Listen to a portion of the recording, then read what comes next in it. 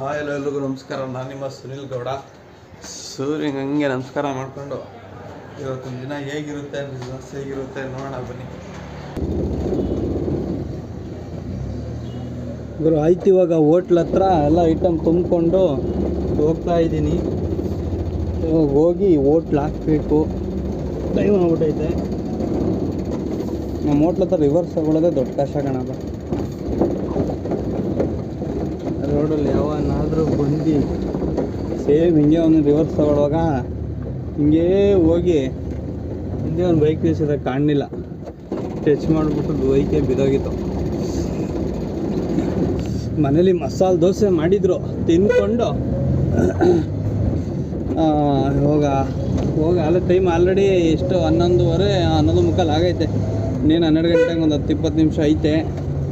ಪಾಪ ಅಲ್ಲೊಬ್ಬ ಅಣ್ಣ ಇನ್ಸ್ಟಾಗ್ರಾಮಲ್ಲಿ ಫೇಮಸ್ ಆಗೋನಲ್ಲ ನನ್ನ ಫೋನಲ್ಲಿ. ಅಣ್ಣನ ಫೋನ್ ಹಾಕಿದ್ದ, ಡೈಲಿಯಲ್ಲಿ ಬರ್ತಾನೆ ಕೆಲಸ ಮಾಡೋಕ್ಕೆ.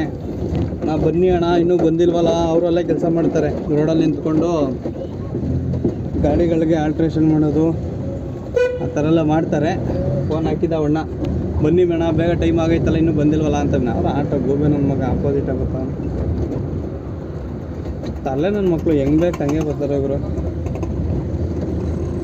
ಇವತ್ತು ಬಿಸಿಲು ಹೆಂಗೆ ಹೊಡಿತದೆ ಅಂದರೆ ತೋರಿಸ್ತೀನಿ ರೀ. ಅಪ್ಪ ಏನು ದಗೆ, ಕಣ್ಣೇ ಬಿಡೋಕ್ಕಾಯ್ತಲ್ಲ, ಹಂಗೆ ಹೊಡಿತೈತೆ. ಗಾಡಿ ಓಡಿಸೋಕ್ಕೆ ಐತಲ್ಲ, ಏನು ಮಾಡೋಕ್ಕಾಗಲ್ಲ ಗುರು. ಇದು ನಿಫಾ ವೈರಸ್ ಬಗ್ಗೆ ಹೇಳಿದ್ನಲ್ಲ, ಇನ್ಸ್ಟಾಗ್ರಾಮಲ್ಲಿ ಒಂದು ವೀಡಿಯೋ ಮಾಡಿ ಹಾಕಿದ್ದೀನಿ. ಏನಂದರೆ ತಲೆನೋವು ಏನಂದರೆ ಮತ್ತೆ ಏನೋ ಪುನರ್ಜನ್ಮ ಥರ ಬದುಕ್ತಾ ಇದ್ದೀವಿ ಇವಾಗ. ಈ ಕೊರೋನಾ ಅಲೆಗಳು, ಅದರಲ್ಲೂ ಈ ಯಾವುದಾದ್ರು grade, A grade, B grade, ಆ ಗ್ರೇಡ್, ಈ ಗ್ರೇಡ್ ಅಂದ್ಕೊಂಡು ಅದರಲ್ಲೂ ತುಂಬ ಥರ ಅಲೆ ಬಂದು ಹಿಂಗೆ ಬಡ್ದು ಹೊಂಟೋಗೈತೆ ಒಂದು ಸಲ. ಈ ಸಮುದ್ರದ ಅಲೆ ಬಂದು ಹೊಡೆಯುತ್ತಲ್ಲ ದಡಕ್ಕೆ, ಆ ಥರ. ಅದರಲ್ಲೀಗ ಮತ್ತೊಂದು ಇನ್ಯಾವುದೋ ನಿಫಾ ವೈರಸ್ ಅಂತ, ಅದು ಆಲೆ ಪಶ್ಚಿಮ ಬಂಗಾಳದಲ್ಲಿ ಆ ಕಡೆ ಸೈಡ್ ಅಲ್ಲ ಒಂದು ಯಾರು ಇಬ್ಬರೊಳಗೆ ಬಂದು ಕ್ವಾರಂಟೈನ್ ಎಲ್ಲ ಮಾಡಿದ್ದಾರೆ. ದೇವ್ರಿಗೆ ಹಂಗೆ ಕೈ ಮುಕ್ಕಾಬಿಡಿ. ಪವರ್ಫುಲ್ ದೇವರಲ್ಲಿ ಆಂಜನೇಯನ ದೇವಸ್ಥಾನ ಮತ್ತು ಗಣೇಶನ ದೇವಸ್ಥಾನ. ನಮ್ಮ ಮನೆಯಲ್ಲಿ ವೆಂಕಟರಮಣ ಸ್ವಾಮಿ ದೇವಸ್ಥಾನ ಇಲ್ಲೇ ಐತೆ. ತುಂಬ ಖುಷಿಯಾಗುತ್ತೆ, ಯಾಕೆಂದರೆ ಇಲ್ಲಿ ಒಂದು ಎನರ್ಜಿ ಏನು ಬೇರೆಯೇ ಇದೆ. ಅಂದ್ಕೊಳ್ಳೋದೆಲ್ಲ ಆಗ್ತಾ ಇರುತ್ತೆ. ಮತ್ತು ಬರೋಣ, ಈ ಕೊರೋನಾ, ಈ ವೈರಸ್ ಅಷ್ಟೇ, ಈ ಆಳುಮನೆ ಯಾವ ಬೋಳಿ ಮಗ ಸಾಯಬೇಕು, ಬಿಸ್ನೆಸ್ಸು ಎಲ್ಲ ಲಾಸ್ ಆಗೋಯ್ತವೆ. ಇದೇನಾದ್ರು ಬತ್ತು ಅಂದರೆ ಮತ್ತೆ ಎಲ್ರಿಗೂ ಎಂಥ ಹೊಡೆತ ಬೀಳುತ್ತೆ ಅಂದರೆ, ಈಗ ಮತ್ತೆ ಲಾಕ್ಡೌನ್ ಗೀಕ್ಡೌನ್ ಅಂತ ಶುರು ಆಗ್ಬಿಟ್ರೆ ಮತ್ತೆ ಎಲ್ಲ ಊರಿಗೋಗಿ ಸೇರ್ಕೊಬಿಟ್ಟಿದ್ರಲ್ಲ, ಸದ್ಯಕ್ಕೆ ಜೀವ ಉಳಿಸ್ಕೊಂಡ್ರೆ ಸಾಕು ಅಂತ ಮತ್ತೆ ಆ ವಾತಾವರಣ ಸೃಷ್ಟಿ ಆಗ್ಬಿಡುತ್ತೆ. ಪಾಪ ಎಷ್ಟೋ ಜನ, ಸಾವಿರಾರು ಜನನೇ ಹೇಳ್ಬೇಕಂದ್ರೆ ಎಲ್ಲ ಊರಿಗೆ ಹೋಗಿ ಸೆಟ್ಲ್ ಆಗ್ಬಿಟ್ರತೆಗೆ ಮತ್ತೆ ಬರ್ನೇ ಇಲ್ಲ ಬೆಂಗಳೂರು ಕಡೆ. ಕೆಲಸ ಕಾರ್ಯಗಳು, ಬಿಸ್ನೆಸ್ ಹಾಕಿರೋ ಲಾಸ್ ಆಯಿತು. ಆವಾಗ ಆ್ಯಕ್ಚುಲಿ ಲಾಸ್ಟ್ ಟೈಮ್ ಕೊರೋನಾದಲ್ಲಿ ನಾನು ಜಾಬ್ ಮಾಡ್ತಿದ್ದೆ. ಆ ಜಾಬಲ್ಲಿ ಊರಿಗೆ ಹೋಗಿದ್ದೆ. ಆಮೇಲೆ ಮತ್ತೆ ಕಮಿಟ್ಮೆಂಟ್ಸ್ಗೋಸ್ಕರ ಬಂದು ಆ ಕೊರೋನಾದಲ್ಲೇ ಗೊತ್ತಲ್ಲ, ಮಾಸ್ಕ್ ಹಾಕ್ಕೊಂಡು ಎಲ್ಲೂ ಪೊಲೀಸ್ ಬಿಡ್ತಿರಲಿಲ್ಲ. ಎಲ್ಲ ಅಡ್ಡಡ್ಡ ದಾರಿಯಲ್ಲೆಲ್ಲ ಬಿದ್ದು ಎದ್ದು ಹೆಂಗೋ ಬಂದು ಕಂಪ್ನಿಲೋ ರೂಲ್ಸ್ ರೆಗ್ಯುಲೇಷನ್ ಎಲ್ಲ ಫಾಲೋ ಮಾಡ್ಕೊಂಡು ಇಷ್ಟೇ ಜನ ಕೆಲಸ ಮಾಡಬೇಕು ಅಂತ ಎಲ್ಲ ಮಾಡ್ತಿದ್ವಿ. ದೇವ್ರದಿಂದ ಮತ್ತೆ ಇದ್ಯಾವುದು ನಿಫಾ ವೈರಸ್ ಬರದೇ ಹೋದರೆ ಸಾಕು. ಇನ್ನು ಹೆಂಗೋ ಸುಮಾರು ನೆನ್ನೆ ಮೊನ್ನೆ ತುಂಬ ಜನ ಎಲ್ಲ ಜೀವನ ಕಟ್ಕೊತಾರೆ. ಯಾರು ರ್ಯಾಶ್ ಡ್ರೈವ್ ಮಾಡ್ತಾನೆ, ಅವನು ಬಳಿ ಮಗ, ಅವನು ಯಾರು ಸಖತ್ ರ್ಯಾಶ್ ಡ್ರೈವ್ ಮಾಡ್ತಾವನು. ಅವ್ನು ಯಾವನು ಲೋಫರ್ ನನ್ನ ಮಗ, ಹಂಗೆ ಆ ಥರ ಏನು ಹೆಣ್ಗಿಣೆ ಕೊಡ್ದವನ ನಾವು ಗೊತ್ತಿಲ್ಲ. ಆ ಮಟ್ಟಕ್ಕೆ ಓಡಿಸ್ಕೊಂಡು ಹೋಯ್ತಾವನೆ. ಈಗ ಬಂದೆ ಬ್ರಿಡ್ಜ್ ಕೆಳಗಡೆ. ಇಲ್ಲಿ ಬಂದಾಗೆಲ್ಲ ಡೈಲಿ ತಲೆನೋವಿರೋದು ಒಂದೇ, ಇಲ್ಲಿ ಯಾರು ಗಾಡಿ ಹಾಕಿಲ್ದವ್ರು ಸಾಕು. ನಾನು ಹೋಟ್ಲಾಕೋ ಜಾಗದಲ್ಲಿ ಸದ್ಯಕ್ಕೆ ಗಾಡಿ ಹಾಕಿಲ್ಲ. ಸದ್ಯಕ್ಕೆ ಪೊಲೀಸ್ ಅವರೇ. ಇನ್ನು ಅವರು ಹೋಗೋವರೆಗೂ ಸ್ವಲ್ಪ ಪೊಲೀಸರು ಹೋಗೋವರೆಗೂ ಜನ ಕಡಿಮೆನೇ ನಮಗೆ. ಕೆಲವೊಬ್ಬರು ಗಾಡಿ ಹಿಡಿತಾರೆ ಅಂತ ಬರೋಲ್ಲ. ಪಾಪ ನನಗೇನೋ ತೊಂದರೆ ಮಾಡಲ್ಲ ಹೋಟ್ಲಾಕಕ್ಕೆ. ಏನೋ ಕಷ್ಟಪಟ್ಟು ಈ ಥರ ಮಾಡ್ತಾನೆ ಅಂತ ಹುಡುಗ. ತುಂಬ ವರ್ಷಗಳಿಂದ ಆಗ್ತಾ ಇರೋದಲ್ಲ, ಅಲ್ಲೇ 3 ವರ್ಷ ಆಯಿತು. ಅವಾಗಲಿಂದ ಆಗ್ತಾ ಇರೋದ್ರಿಂದ ಏನೂ ಸಮಸ್ಯೆ ಇಲ್ಲ. ಈಗ ಹೋಗ್ಬಿಟ್ಟು ಹೋಟ್ಲಾಕೋಣ. ಅದಕ್ಕೆ ಯಾವ ಗಾಡಿನ ನಿಂತಿಲ್ಲ, ಯಾಕೆಂದ್ರೆ ಅಲ್ಲಿ ಬರುವಾಗಲೇ ಕಾಣಿಸುತ್ತೆ ನನಗೆ. ರಿಟರ್ನಲ್ಲಿ ಹಿಂದೆ ಗಡಿಯಿಂದ ಬರುವಾಗಲೇ ಅಲ್ಲಿಂದನೇ ಇಲ್ಲಿ ಯಾವ ಗಾಡಿಗಳು ಕಾಣಿಸಲ್ಲ. ಆವಾಗ ಅನ್ಕೊತೀನಿ ಯಾವ ಗಾಡಿಗಳಿಲ್ಲ ಅಂದರೆ ಪಕ್ಕ ಪೊಲೀಸ್ ಇರ್ತಾರೆ ಅಂತ ಅಲ್ಲೇ ಗೊತ್ತಾಗ್ಬಿಡುತ್ತೆ. ಇವಾಗ ಹೋಗ್ಬಿಟ್ಟು ಎಲ್ಲ ಸೆಟಪ್ ಮಾಡ್ಕೊಳ್ಳೋಣ. ಎಲ್ಲ ಎತ್ತಿಕೊಂಡು ಟೇಬಲ್ಗಳೆಲ್ಲ ಅರೇಂಜ್ ಮಾಡ್ಕೋಬೇಕಲ್ಲ, ಎಲ್ಲ ಹಾಕ್ಬಿಟ್ಟು ರೆಡಿ ಮಾಡಿ ನಿಂತ್ಕೊಳ್ಳೋಣ. ಈಗ ಅವರು ಗಾಡಿ ಇವಾಗ ಹಿಡಿಯೋಕ್ಕೆ ಬಂದವ್ರೆ ಅನಿಸುತ್ತೆ ಪೊಲೀಸವರು. ತಲೆ ಬೇರೆ ಲೈಟಾಗಿ ನೋಯ್ತೈತಲ್ಲಪ್ಪ. ರೋಡ್ ಕ್ರಾಸ್ ಮಾಡೋದೇ ದೊಡ್ಡ ತಲೆನೋವಪ್ಪ ಇದು. ರೋಡ್ ಕ್ರಾಸ್ ಮಾಡೋದೇ ದೊಡ್ಡ ತಲೆನೋವು. ಇದೆಲ್ಲ ಟರ್ನಿಂಗ್ ಅಂತೂ ಭಯಂಕರ ಟರ್ನಿಂಗ್. ಬಂದು ಇದು ಡೌನ್ ಆಯ್ತಲ್ಲ, ಸ್ಪೀಡಲ್ಲಿ ಬಂದ್ಬಿಡ್ತಾರೆ. ಇನ್ನು ಇಲ್ಲಿ ಗಾಡಿಗಳು ಹೆಂಗೆ ಬರ್ತಾವೆ ಹಂಗೇ ಕಂಟಿನ್ಯೂಸ್ ಗಾಡಿ ಬರ್ತಾವೆ. ಗಾಡಿಗಳೆಲ್ಲ ನೋಡಿಕೊಂಡು ಆ ಕಡೆ ಹೋಗಿ ಹೋಟ್ಲ್ ಹಾಕೋಣ. ಇನ್ನೂ ಹಿಡಿತಾ ಇಲ್ಲ ಅನಿಸುತ್ತೆ. ಇವಾಗ ಬಂದವರು ಅನಿಸುತ್ತೆ ಪೊಲೀಸರು ಗಾಡಿ ಹಿಡಿಯೋಕ್ಕೆ. ಈಗ ಹೋಗಿ ಹೋಟ್ಲ್ ಹಾಕೋಣ. ಮುಗಿಸ್ಕೊಂಡು ಬಂದೆ ಬ್ರಿಡ್ಜ್ ಕೆಳಗಡೆಯಿಂದ. ನೀವು ಸ್ವಲ್ಪ ಬಿಸ್ನೆಸ್ ಕಡಿಮೆನೇ ಹೇಳ್ಬೇಕಂದ್ರೆ ಲೇಟಾಗೋಯ್ತು. 4:15ಗೆ ಬಂದಿದ್ದೀನಿ. ಇವಾಗ ಬಂದು ಗಾಡಿ ಪಾರ್ಕ್ ಮಾಡಿ ಈಗ ಹೋಟ್ಲ್ ಹತ್ರ ಹೋಗಬೇಕು. ಪಾರ್ಕಿಂಗ್ ಅನುಕೂಲ ಚೆನ್ನಾಗೈತೆ ನಮಗೆ. ಆರಾಮಾಗಿ ಗಾಡಿ ಹಾಕ್ಬೋದು. ಯಾವ ತೊಂದರೆನೂ ಇಲ್ಲ, ಏನೂ ಇಲ್ಲ. ಜಾಗದಾರು ಪಾಪ ಒಣ ಏನೂ ಮಾತಾಡೋಲ್ಲ. ಜಾಸ್ತಿ ಬೇರೆ ಗಾಡಿಗಳು ಹಾಕಕ್ಕೆ ಬಿಡೋಲ್ಲ. ನಾವು ರೆಗ್ಯುಲರಾಗಿ ಇಲ್ಲೇ ಹೋಟ್ಲೇ ಐತಲ್ವ, ಅದಕ್ಕೆ ಹಾಕಿದ್ರೆ ಏನು ಸಮಸ್ಯೆ ಏನು ಮಾಡೋಲ್ಲ. ಹಾಕಿರಪ್ಪ, ಏನು ತೊಂದರೆ ಇಲ್ಲ ಅಂತಾರೆ. ಹಾಕಿದ್ದೀನಿ. ಏನೋ ಆ್ಯಪಲ್ಲು ಏನು ಮಾಡ್ತಾಯಿದ್ಯಾ? ತಿಂದ ಏನು ತಿಂದೆ? ಹಾಂ, ಏಕೆ ಹುಷಾರಿಲ್ವಾ? ಹಾಂ, ನಂಗ್ಬಿಟ್ಟು ನಿಂದೆ ಸರಿ ಕಣ. ಆರಾಮತ್ತಾಗಿ ಆರಾಮಾಗಿ ಕುಂತಿದ್ಯಾ? ಆ್ಯಪಲ್ಲು ನಿನ್ನ ಹೆಸ್ರು ಆ್ಯಪಲ್ ಅಂತ ಯಾಕೆ ಗೊತ್ತು? ನಿಮ್ಮ ಅಪ್ಪ ಅಮ್ಮ ಇಟ್ಟಿರೋದು ಆ್ಯಪಲ್ ಅಂತ. ಸುಳ್ಳು ಹೇಳ್ಬೇಡ, ಸುಮ್ಮನಿರೋ. ಆ್ಯಪಲ್ ಅಂತ ಇಟ್ಟಿದ್ರೆ ನಿಮ್ಮ ಅಪ್ಪ ಅಮ್ಮ ನಿನ್ನ? ಹಾಂ ಹಾಂ, ನಿಮ್ಮ ಅಪ್ಪ ಆ್ಯಪಲ್ ಅಂತ ಇಟ್ಟು ಆ್ಯಪಲ್ ಥರ ಇದ್ದ? ಅಯ್ಯಪ್ಪ.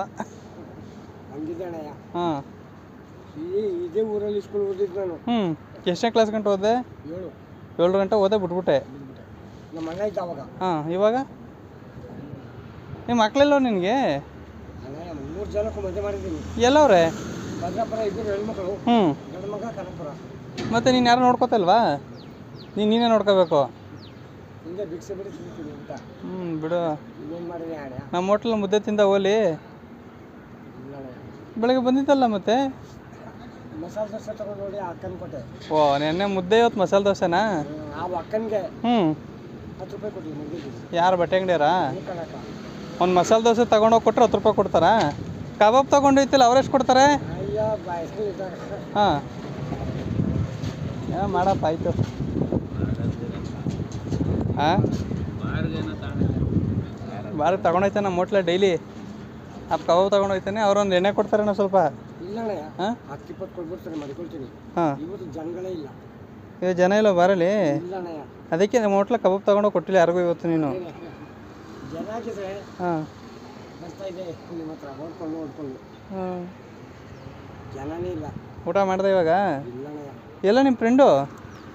ಪಾಪ ಅವ್ನು ಓದತ್ತದೆ. ಅವನು ಇನ್ನೊಬ್ಬ ಯಾರು ನಿನ್ನ ಜೊತೆ ಇದ್ನಲ್ಲ ಕುಳ್ಳಕ್ಕೆ, ನೋಡಯ್ಯ.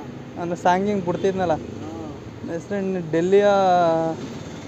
ಹಾಂ, ಇಲ್ಲ ಡೆಲ್ಲಿ.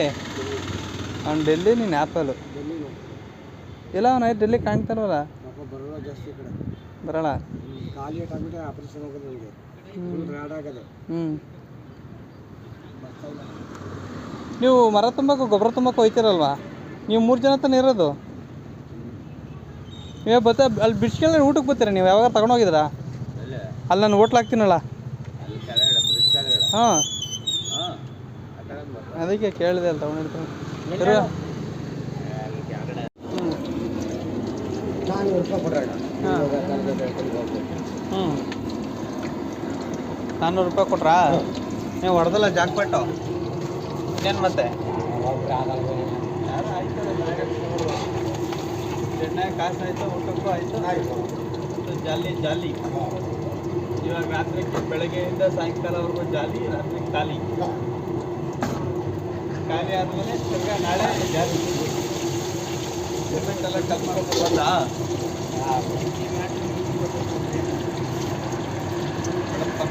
ಇಲ್ಲ ನಿಮ್ಮ ಸಾಹೇಬ್ರು ಮಲಗ್ಬಿಟ್ಟವ್ರೆ, ಕೊಡ್ಬಿಟ್ಟವ್ರ? ಹಾಂ, ಹೂವು ನೋಡಲ್ವಾ? ಯಾಕೆ ಹೂವು ಅಂತ ಎಣ್ಣೆ ಸರಿಯಾಗಿ ಇಳ್ದದೆ ಬಡಿಗೆ. ವಡೆ 90 ಹೊಡಿ, ಪಲ್ಟಿ ಹೊಡಿ ಅಂತನಾ? ಕೊಡ್ಬಿಟ್ಟು ಮಲ್ಬಿಟ್ಟವ್ರೆ. ಈಗಿನ ಚೆನ್ನಾಗಿ ಮಲ್ಕೋತಿದ್ದೆ ನೀವು. ಹಾಂ, ಈಗ 50 ರೂಪಾಯಿ ಹಾಂ 50 ರೂಪಾಯಿ 100 ರೂಪಾಯಿ ಅಲ್ಲ 50 ರೂಪಾಯಿ ಕಬಾಬ್ಗೆ 100 ರೂಪಾಯಿ ಎಣ್ಣೆಗೆ 150 ರೂಪಾಯಿ ಆಯಿತು ಊಟಕ್ಕೆ 50 ರೂಪಾಯಿ 200 ರೂಪಾಯಿ ಆಯಿತು ಆಮೇಲೆ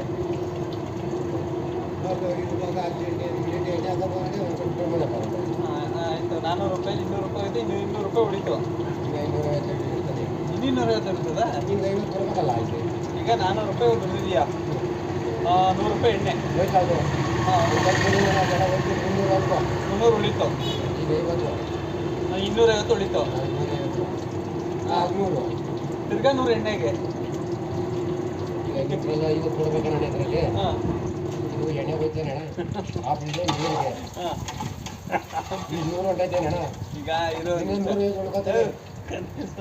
400 ರೂಪಾಯಿ ದುಡಿದಿದ್ಯಾ ಅವತ್ತು 400 ರೂಪಾಯಿಲಿ ಈಗ ಎಷ್ಟು ಖರ್ಚು ಮಾಡಿದ್ಯಾ 100 ರೂಪಾಯಿ ತೆಗ್ದು ಬಿಸಾಕು 300 ರೂಪಾಯಿ ಉಳ್ಕೋದು 300 ಹಾಂ ಇನ್ನೂ 105 ರೂಪಾಯಿ ಗೊತ್ತಾಗ್ತದೆ 300 ರೂಪಾಯಿ 150 ರೂಪಾಯಿ ಕೊಡ್ಬೋದು 50 ರೂಪಾಯಿ ಕಬಾಬ್ ಹೋಯ್ತು 100 ರೂಪಾಯಿ ಎಣ್ಣೆ 250 ಉಳ್ಕೋದು 250 ಉಳ್ಕೋದು ಜಲ್ ಬೆಳೀತದೆ 150 ಏನಿಲ್ಲ ಸರಿ ಬಿಡಪ್ಪ ಲೆಕ್ಕ ಕರೆಕ್ಟಾಗಿ ಹಾಕಿದೆ ನೀನು ಎಣ್ಣೆ ಕೊಡಿದೇವೆ ಕರೆಕ್ಟಾಗಿ ಲೆಕ್ಕ ಹಾಕ್ತೀಯ 250 ರೂಪಾಯಿ 250 ರೂಪಾಯಿ ಏನು ಮಾಡ್ತೀಯ ಮತ್ತೆ ಬೆಳಗ್ಗೆ ಒಬ್ಬಳಿಗೆ ನಾಷ್ಟಕ್ಕೆ ಯಾಕೆಂದ್ರೆ ಇಂಜಿನ್ ಹೋಗಲ್ಲಿ ಸ್ಟಾರ್ಟ್ ಆಗೋಕ್ಕೆ ನಾಷ್ಟ ಬೇರೆ ಇಡ್ಬೇಕಲ್ಲ ಒಮ್ಮೆ ಅವಾಗಲೂ ಎಣ್ಣೆ ಹೊಡಿಬೇಕಾ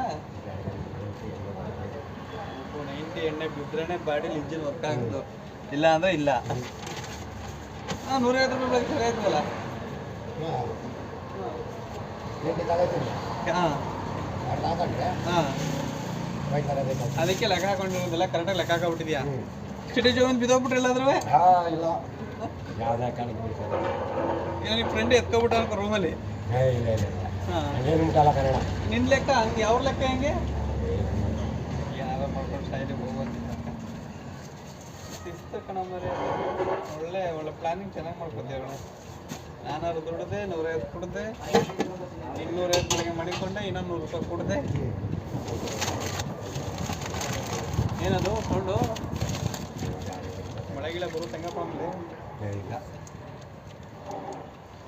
ಇನ್ನೊಂದು 5 ರೂಪಾಯಿ ಕಬಾಬ್ ತಗೋಬಿಡುತ್ತಾಗೆ ಊಟಕ್ಕೆ ಊಟಕ್ಕೆ ಆಯ್ತು ತಗೋ ನಾಷ್ಟಕ್ಕೆ ಅಷ್ಟೊಂದು ಬೇಕು 30 ರೂಪಾಯಿ ನಿಂಗೇನು ಫ್ರೀ ನಾಷ್ಟ ಸಿಗ್ತದೆ ಅಲ್ಲಿ ಇವಾಗ ಬಾಕು ತೆಗ್ದಿಲ್ವಲ್ಲ ಬೆಲೆ ಇದೆಯಾ ಮರೇ ನೀನು ಹಾಕಿದೆ ಹಾಂ ಫೋನ್ ಹಾಕಿ ಹಾಂ ಅದೆಲ್ಲ ಇಟ್ಕೊಳ್ಳೋರು ಅಂತೆ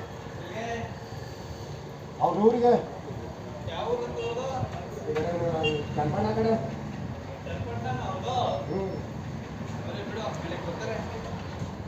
ಹೋಯ್ತಪ್ಪ ಇಲ್ಲಿ ಬರೀಕಿಲ್ಲ ನೀನು ಅಲ್ವೈತೆ ಊಟಕ್ಕೆ ಫೋನ್ ಹಾಕಿ ಬಿದ್ದಿಲ್ಲ ಫೋನು ಹ್ಞೂ ಬೇಡ ನೆನ್ನೆ ಹಾಲು ಹಾಕ್ಸ್ಬಿಡೋ ಹಂಗೆ ಬಿ ಹ್ಞೂ ಹಾಲು ಮಾರಿಲ್ಲ ಅಂತ ಅಂದಿದ್ದು ಈ ಊಟಕ್ಕೆ ಬತ್ತೀಯ ಮತ್ತೆ ಇಲ್ಲಿ ಮತ್ತೆ ಮುಗಿಕೆ ಬರೋದು ಮತ್ತೆ ನನ್ನ ಯೂಟ್ಯೂಬ್ ಚಾನಲ್ ಬತ್ತೀಯ ನೀನು ಹೇಳು ಸಬ್ಸ್ಕ್ರೈಬ್ ಮಾಡೋಣ ಸಬ್ಸ್ಕ್ರೈಬ್ ಮಾಡ್ಕೊಳ್ಳಿ ನಮ್ಮ ಹುಡುಗನ ಆಮೇಲೆ ಹೇಳ್ಕೊಡ್ತೀನಿ ಬಾ ಸರಿನಾ ಹೇಳ್ಕೊಡ್ತೀನಿ ನಮ್ಮ ಹುಡುಗನ ಸಬ್ಸ್ಕ್ರೈಬ್ ಮಾಡಿ ಫಾಲೋ ಮಾಡಿ ಅಂತೆಲ್ಲ ಹೇಳ್ಬೇಕು ನೀನು ಲೈಕ್ ಮಾಡಿ ಶೇರ್ ಮಾಡಿ ಅಂತ ಬರೋಂಗ ಮತ್ತೆ ಎಷ್ಟೊತ್ತಿದ್ದ ಬರೋದು ಅರ್ಧ ಗಂಟೆ ಅಂತೀಯಾ ಒಂದೂವರೆ ಗಂಟೆ ಬಿಟ್ಕೊ ಬರ್ತೀಯಾ ಇಲ್ಲ ಹಾಂ ಹಾಂ ಹ್ಞೂ ತಿಳ್ಕೊಂಡು ಸರಿ ಮತ್ತೆ ಬೇಗ ಬರೋದು ರೈಸ್ ತಗೊಂಡು ಹೊಂಟಾದ ಅಂತ ರೂಮ್ಗೆ ಹ್ಞೂ ಬಾ ಬೇಗ ಮತ್ತೆ ಬಂದೆ ಸರ್ ಏನು ಮುಚ್ಚಿಟ್ಟಿರೋ ತೋರ್ಸು ಎಲ್ಲ ತೋರಿಸ್ತು ಏನೋ ಮರಿ ಮಾಲ ಯಾವ ಥರ ಮುಚ್ಚಿಟ್ಕೊ ಬಂದವ್ರೆ ಎಲ್ಲಿ ಓದ್ತಾ ಇರೋದು JVITs ಅಲ್ಲ ಎಲ್ಲಿ ಬರುತ್ತದು ಎಲ್ಲಿ ಬರುತ್ತೆ ಬಿಡದಿಲಿ ಎಗ್ ರೈಸ್ ತಿನ್ಬೇಕಾ ನಿನಗೆ ನೀವು ಅಮ್ಮಂಗೆ ತಗೊಂಡು ನೀನು ಸ್ವಲ್ಪ ತಿಂತೀಯಾ ಏನು ಹೆಸರು ನಿಂದು ಮನೋಜ್ ರಾಜ್ಕುಮಾರ್ ಚೆನ್ನಾಗಿ ಓದು ಮೊನ್ನೆ ಕಬಾಬ್ಗಿನ ತಗೊಂಡೋದೆ ಅಲ್ವಾ ಮೊನ್ನೆ ನೀನು ಹೋದ್ವಾರ ನೀನು ನೀವು ಬಂದು ನಿನ್ಗ ಅದು